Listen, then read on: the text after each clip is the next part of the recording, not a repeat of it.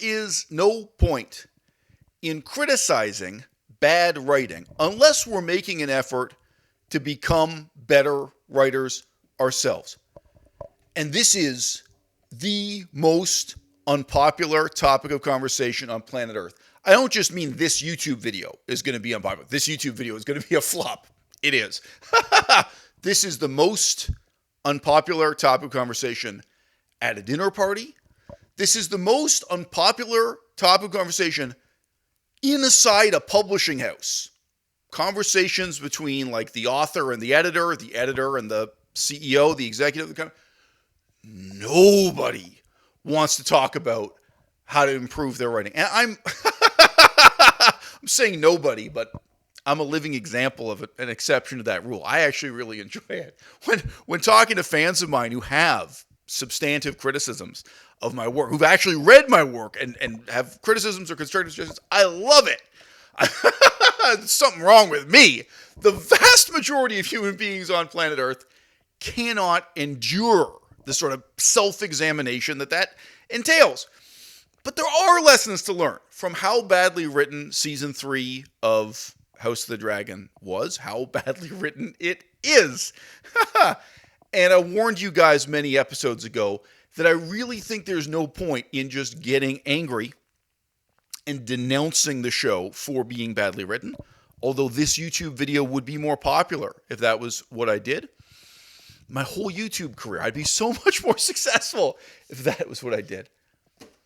I have burdened my audience with many examples from Shakespeare and many examples from the tragedies of Seneca. I'm going to start this video instead with a pop culture reference.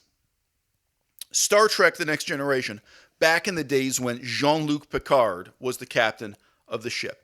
The most dramatic scenes in that whole series of however many 100 episodes involved Captain Picard sitting at a round table and talking to the other officers about the various possibilities for what they would do next, and then what they think the consequences might be. All right? Drama hangs on decision making.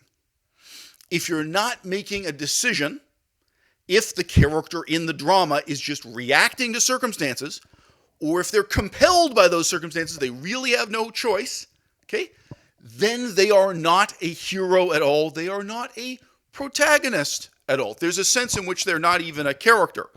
They're more like a prop being used by the circumstances around them, being manipulated by other characters who contrive those circumstances, perhaps, right? The apogee of drama, the apex of drama, the pinnacle of drama, the most dramatic scenario you can possibly contrive is Captain Jean-Luc Picard in the ready room, sitting around a boardroom table, talking about the ethics of eliminating the Borg completely. If you guys have never seen this show, you've probably already guessed. I mean, if you've never heard of this show, you don't know what the Borg means. There is this alien civilization. It's a threat to humanity. The captain can press a button and completely eliminate them, or he can be idealistic and optimistic with some kind of humanitarian concern. He can take a sort of ameliorative approach to managing human relations with the Borg. It's high stakes. The fate of the human species hangs in the balance. Okay, what are you going to do?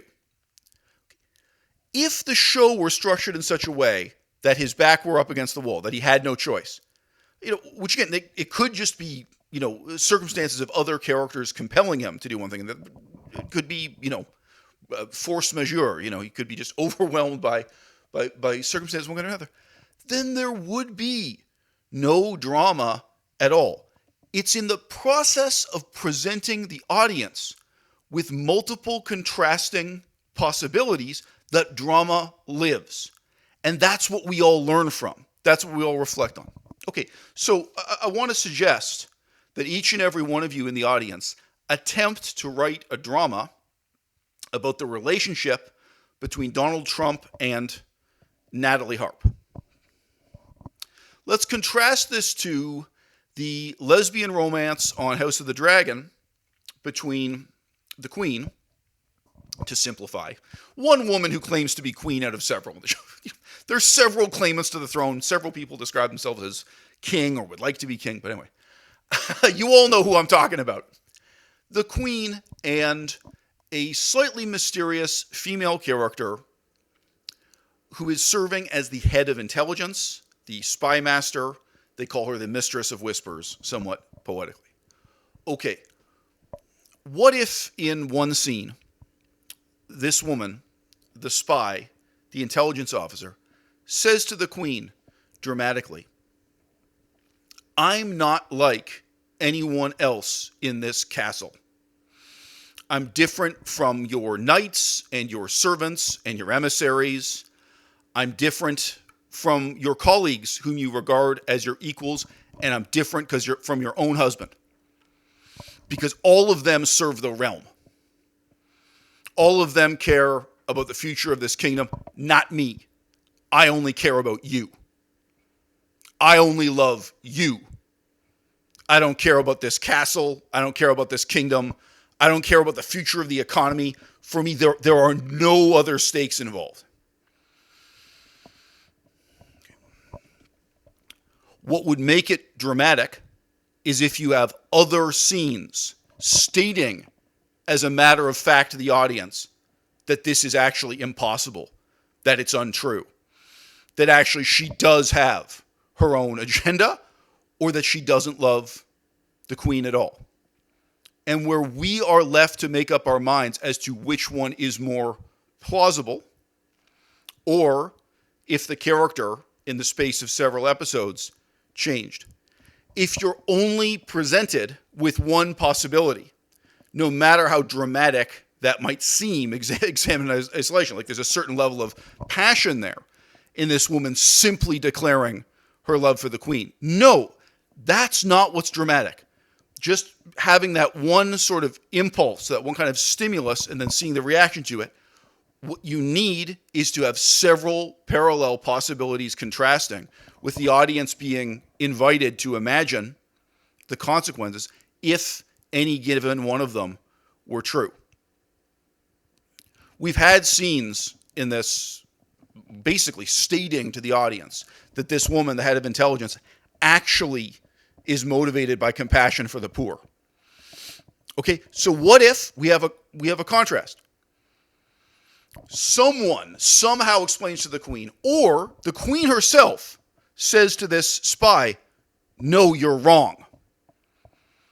You only say that you love me because you care about the beggars down in the poorest and most downtrodden neighborhood of this town. That's always what you've cared about. That's always who you've been out for. And you've been, in effect, ruining my plans in a way that my other servants, knights, and emissaries haven't, in a way that Daemon, her husband, hasn't, right? Because you're carrying on a kind of class war here. And you'll say you love me, right? You care about starving babies in the streets. You care about elderly people who have no wood to burn on the fire at night due to poverty and the, temporary ruptures of war, scarcity of food and firewood and everything else. That's what you care about. You're actually doing this on a kind of humanitarian basis. But to me, that's a betrayal. To me, that's treason. I know you are manipulating me, even if it is for this entirely pious sort of, future outcome. Okay, and of course, the reason why this would be worth articulating is that it's possible both are true, right? It's possible. And then even this one example, this has drawn out the question of, what does Daemon really care about? Does Daemon love her? Does Daemon love the kingdom? Does he love what's best for kind of humanity as a whole, or the nation and its future as a whole? Does he care about himself and his own career? Is he also really just scheming, in a sense, to take over the throne? What is his agenda? Because in the past, he was actually in love with both of these women. As far as we know, he was in love with the woman who is now the mistress of whispers. So what does he really want? What is he really after? And of course, this is all worth talking about because none of these things fall simply under the heading of good or evil. There's one interesting idea in this season of the show that's presented to us. Okay, well, the Mistress of Whispers says we have to take all this money, the limited budget we've got in the government, and spend it handing out food to the poor. And Damon, the Queen's husband, says no. The top priority has to be law and order. It has to be paying these soldiers and this special unit of soldiers called the Gold Cloaks, who kind of have a policing function in the city. If you don't do that, everything falls apart. Guess what? Everything falls apart, right? So Damon was right. Damon was really willing to argue, no, let the poor people suffer. Let the poor people starve. We actually have a higher priority here, which is one, law and order, and two, winning the war. And they lose both, right? The city disintegrates into this kind of chaos. If you've seen the show, I don't need to summarize this for you. Right? And also they don't really win the war. You know, it's actually very rare for me to do 2 takes on a video. But I did a first take for this, and I couldn't even listen to it back because I sounded so angry. And, you know, I guess I was angry. You know, obviously, every show, every episode, and every spin-off from the Game of Thrones universe is squandering an opportunity to deal with really important questions of political philosophy. So feeling that the opportunity has been squandered, obviously it disappoints me. Obviously, to some extent, it makes me angry. It pisses me off. And I do think even the sort of more romantic aspects of the story, I think it's fair to use that word, romantic, they have direct application to meaningful political and philosophical questions in our world right now today, 2026. What motivates Natalie Harp? Does Natalie Harp actually feel carnal lust for Donald Trump? You know, really, it would be very challenging to write a drama, but there are several other possibilities there, just like the possibilities we've been talking about Daemon Targaryen. I mean, maybe she really feels she's serving the realm, she's serving the fate of the nation. Maybe she really does feel she has a kind of more important destiny.